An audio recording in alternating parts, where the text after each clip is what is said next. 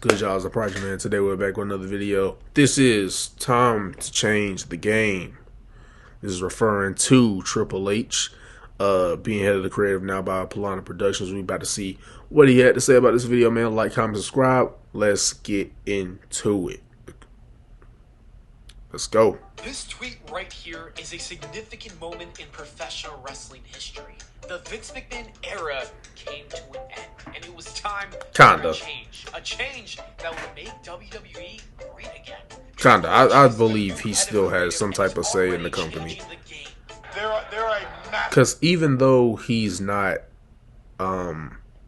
working for the, like, you know, obviously legally, right, working for the company anymore, he still has a lot of, you know, majority shareholders and stocks in the company. So it's like he still has a lot of power, but it's just now people like Triple H and Stephanie, they're getting some power, not all of it. They'll, you know, unless Vince passes away, they're not going to get all of it. So for the people that think he's just chilling at home, I don't know why they think, knowing Vince and the way he retired, I don't know why people think that he's just done with the company. I'm like, yeah, guys, he's still overseeing this. Like, you notice how a lot of people's names are still changing and stuff like that. Like, Triple H would have gave them their normal names. There's a reason why, because Vince is still having his touch on that. So I look at everything. We're all going to grind and we're all going to make it do, because we have the greatest fans in the world, and we're going to make sure that they get everything. I saw this, obviously, if you saw my reaction to it, you know that. I trust Triple H is going to make WWE a better place, and here's why. Now, that was a dope spot. I don't know who thought of that spot, but that was a dope spot. Brock Lesnar brought a goddamn tractor and destroyed the ring. Roman Reigns went flying. Logan Paul put on a wrestling clinic. Nah, I do agree SummerSlam was great. Surpassed his expectations in terms of how they booked it. Sky and Dakota Kai all returned to the company, and just when you think it could not get any crazier, it does. The women's tag division is alive once again, with the champions coming back. Oh, whoa, slowly roll that, buddy. I wouldn't say the tag division alive. That ain't it. It's just you got the two people who were in a tag team is potentially coming back. I wouldn't say the tag team division is alive now. That's still dead. Still, even if they come back, still delete those titles from WWE history. Sasha Banks and Naomi to re-sign with WWE, something that I never thought would have happened. And Raw was actually good for the first time. See, this is why I think people pushing it. There was a lot of things on Raw this past week that improved. Great is crazy. Because great would have been like, okay, we saw a lot of captivating storylines and segments, right? Of course, longer matches, I am all for that. But unless there was like a captivating story, like the past Monday, like nothing exciting. I was like, okay, yeah, that was better. Okay, that was pretty good. I was thinking like that. But if the show is not exciting you, like actually legitimately getting you excited about something, like, oh, I gotta see what happens next week on that. Whoa, wow, they did that. Oh, wow, that was so messed up. What in the world? Like, if it's not exciting you and you're like having like real reactions to it, then it's the same Raw with a few tweaks. That's what it was.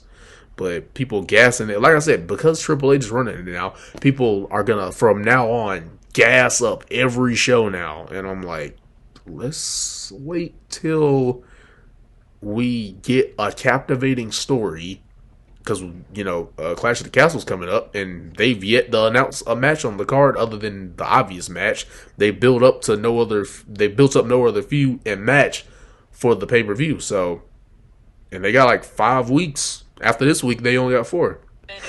So, I want people to wait till something actually happens and not just highly worship the small changes. No, in fact, it has arrived. The last week has been a glimpse of the creative mind of Triple H, and I think that WWE is going to become great again because of it. For anyone who followed the last decade of Hunter's career, this isn't anything new, but for anyone who hasn't, let me explain. But first, we gotta go back to the year of 2000. Of course, back to when he was wrestling. Great heel as well. Great heel, man. Had a great career. When Polana Productions was just a little boy, he was watching. Not him talking about himself. And SmackDown was on. He was confused. What Me, was the show? still an unborn But he was child. I'm that curious at young. the same That's what I time. was, The 2003. first thing he sees is a guy pissing on another man's grave. It was quite an Bro. introduction to professional wrestling. See, But he was that's exciting. Like, that's like something you go, whoa, what? No, like you're legitimately reacting. It's like somebody peeing on somebody's grave, bro. That you make you going like, what in the, like, that's something out of pocket and crazy, and you wondering what's going on. I didn't get that this past Raw, wondering what's going on or being excited about something. I'm like, that didn't happen. But like I said, because Triple H is running it, which I loved his NXT, but because Triple H is running it now, somewhat, nah, I wouldn't say he's running the full show. For the, has some say here and there. Like now it's like they're worshiping it like it's the best show in the last 10 years. I'm like, ooh. I'm like, the one thing I will say is wait till something happens. I'm not one of those dudes who's like, oh, the change has to wait a year. No, I'm not saying that. I'm saying worship it when something big happens, not when just little minor tweaks here and there. ever since. And so Wait till something major happens SmackDown. People like Brock Lesnar to start worshiping it like that. Would pop up on the screen, and there was even a man talking about how RP you Eddie. lie, cheat, and steal. That man would become one of Plana's favorites. The characters were so intriguing, and the wrestling was something he didn't see anywhere Yeah, that was else. crazy. That I've seen a lot of these clips that he's showing. Didn't grow up in the time though. Becoming so obsessed with the products, he was thrilled to find out about their other show, Monday Night Raw. The two main brands weren't enough. I think this was back when it was 2 hours. Heat and even watch Velocity. The librarian noticed him making multiple trips to rent VHS tapes of the Attitude Era. This is where he learned more about Stone Cold Steve Austin and The Rock. My favorites. For telling teachers to I can't do suck the it. thing with the And eyebrow. it was worth it. Plana continued to grow along with WWE. John Cena became his favorite, while Edge wasn't. Then more Oh, of years course. passed, and Great heel wrestlers work. like Daniel Bryan, Dolph Ziggler, CM Punk, and AJ Lee dominated. Yeah, this was more of what I was At watching. this time, Like this right here was about more of what I was watching. things began to change in the mid-2010s. Like childhood-wise. WWE was becoming less fun as Vince McMahon was getting older and more out of touch. You either die a hero or you live long enough to see yourself become the villain. That's One thing I will say is, for the greatness that we had, or that, I've seen, not all of it, like the episode by episode, but from what I saw back then, seemed like a great era in the 90s, right? With Vince behind it, running it. So shout out to Vince for that. But yeah, definitely as time went on, bro, wasn't the same. And it's like, it almost makes me think, is he really out of touch and don't know what's best for the company? Or does he just purposely run it how he wants to run it, in a sense of a little, because that's how the show was, right? A little kid's entertainment show. That's what it was. He's just running it how he wants to run it. So it's almost like, does he not know what's good for the company? Or does he really just run the show in a sense, though, like he wants to get a laugh out of it for his own personal entertainment? So that's more like my questioning on that. with Vincent Kennedy McMahon. He had become the villain of WWE. I mean, he is always the villain, though. without even realizing it. Look, I'm gonna give him his flowers. McMahon changed the game in the 80s for this business. The legend manufactured the greatest wrestling company of all time. There is no doubt in my mind. I don't see anyone ever replicating the greatness that Vince McMahon created during the prime of his career. From the 80s all the way through the early 2010s. He turned Hulk Hogan into an American icon. He successfully pulled off the most important sports entertainment pop culture crossover event with WrestleMania 1. The genius of Shut up, Muhammad Ali. possibly his greatest concept come to life. The feud between himself and Stone Cold Of course, put Austin that is company some on the of map. best writing in television history. Without him, The Rock would not develop into the global superstar that he is today. He saw potential in John Cena before anyone else knew he was going to become the next big Well, actually, he was on the verge of getting fired. and he deserves all the credit in the world for keeping professional wrestling so relevant for so long. I don't think anyone else could have done the same thing. Vince McMahon is hands Move down the mic a the little. most meaningful person in this sport. We've got to respect what he's done. With that being said, though, It ends he was there. slowly killing his empire. The product was deteriorating, and change was required.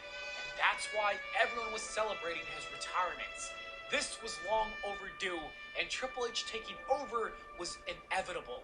And you got to love the Like I said, he's retiring out of all the allocations. He's not doing it because he wants to. That's what I hope people realize and don't get fooled by that. Like, he didn't retire because he just was like, man, I'm so out of touch, and my company's just not going where I want to go. I need to give it up. No, he was like, I'm in a whole lot of trouble right now. Me working for the company right now, I'm not gonna get a lot of trust from the other suit and ties, the board of administration and stuff like that. I'm not from them. I ain't looking too good. So let me get out of the company. At least actually in the company, he could still be running it out, from home. But, at least in the company, like stepping down in a sense of being labeled as the CEO of the company, stepping down from that, backing it up. He's not doing it because he's like, he is just tired and he's done. There's too much stress. Like, so the reason why he's retiring is what I think is why people are so fooled, or they don't realize, like, he didn't retire he was just done. It's like the amount of trouble he was in. So his retirement is not out of he felt like the company was bad. This better than they've ever seen before. Oh, and he wasn't lying. Triple H is keeping that damn promise. He's been making this a better place. SummerSlam was just a little taste. Monday Night Raw was the true statement, letting us know that there's actually going to be a major change. Hunter took a dead title and made it feel just as important as the World Championships. The U.S. title... I will say shout out to him. I do feel like he was the one who came up with the promo package of like all the champions in the past. I do think that was something that he did. So yeah, shout out to him for doing that. But having 2 triple threat matches and then Tommaso contending. Shout out to Ciampa, right? But is Ciampa gonna be beating Lashley already?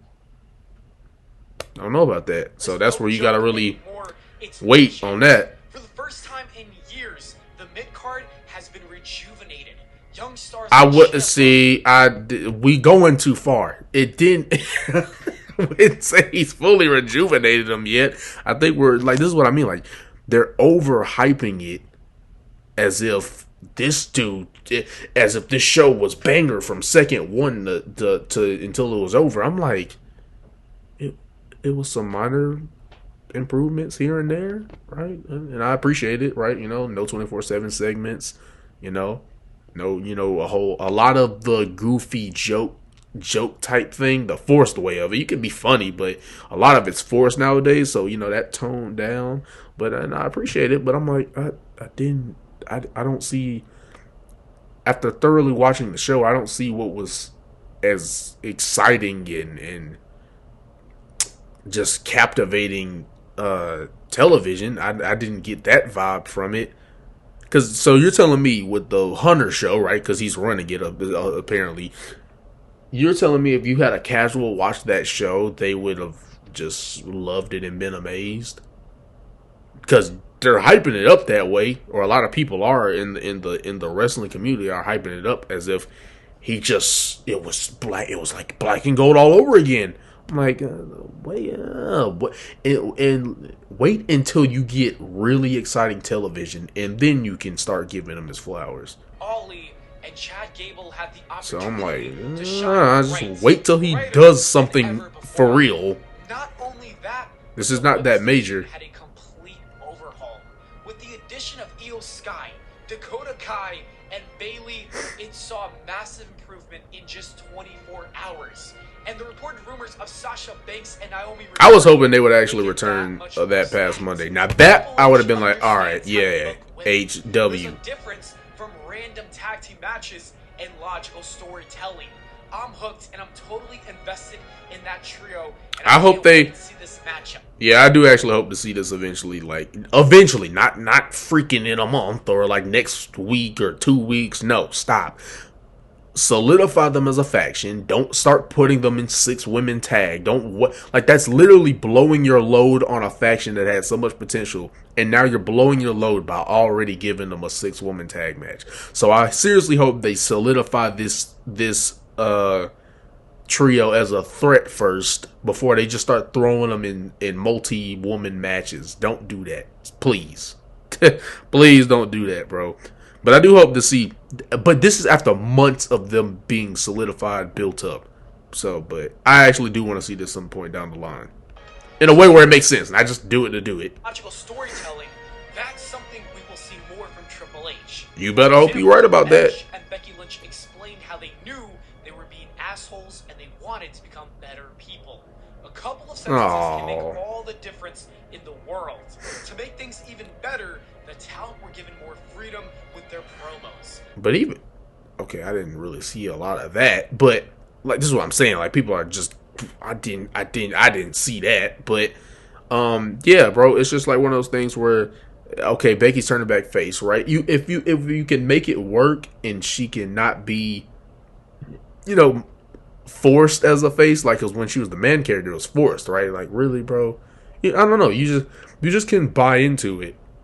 Like it was like they were forcing her as a cool badass character. I couldn't buy into it. I was like, so I hope because a lot of people in the wrestling community didn't like the man character, and she signaled that she was bringing that back. So, like I said, when it's under Triple H's tutelage, you're hyping it up. But when she was the man under Vince, like now it was trash. I'm like, well, see ya. I just like want people to see how stuff play out before they already throw the millions of flowers at this man and say, we saw this, and that. I'm like, you're calling out more changes than what actually changed. That's the only issue I have. I was confused wondering why they didn't sound like robots because they sounded genuine and organic like real people. That is going to go a long way. I haven't even touched on the wrestling yet. We got fresh matchups that were a lot better than your typical Monday Night Raw episodes. Rollins versus Montez Ford is a rematch. Bianca Belair versus Io Sky. I think that's a rematch from NXT, but this was not bad actually though. Like they actually got a lot of time, so yeah, like I'll give them props on that one. And Ciampa versus AJ. That was a rematch from June 20th of this year. And in a match like that, especially the last one, already they had a good match, right? Bianca and Io, but something that is something you should put on a pay-per-view. Like, don't blow your load on that for free TV. Ciampa and Styles, same way. Don't blow your load on those two on free TV.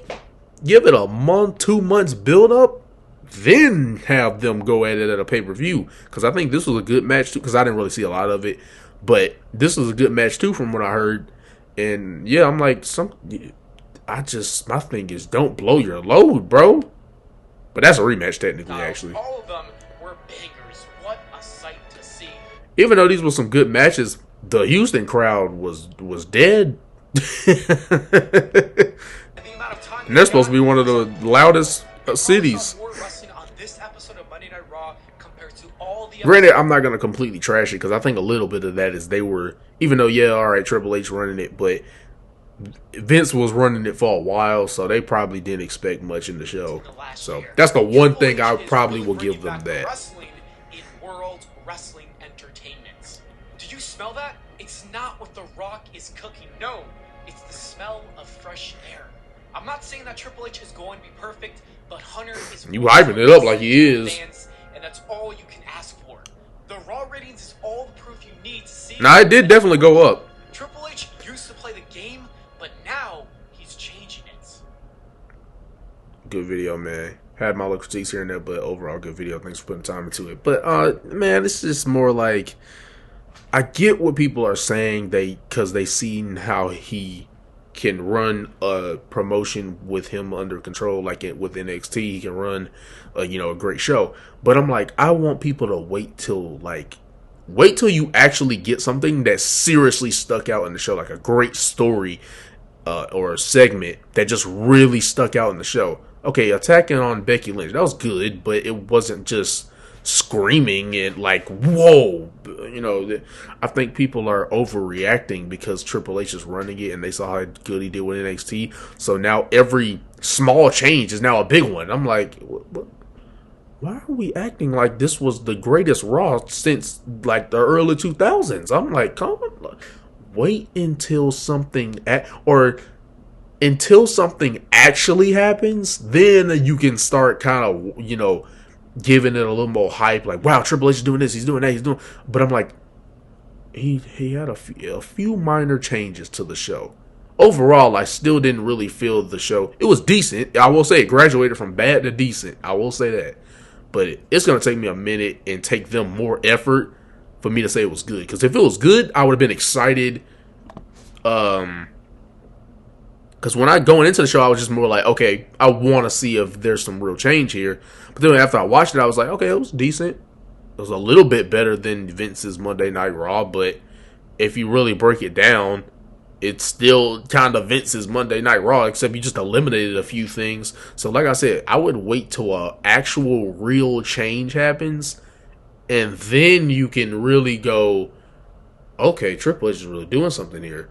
But like right now, it was like, hey, I mean, fix a few minor things, calm down. Wait till something really happens, then you can start like gassing it up like Raw's really changing. But love and appreciate y'all, man. Stay true to yourselves. Stay positive. Spread positivity across the world. And the Prodigy. And I'm out. Peace.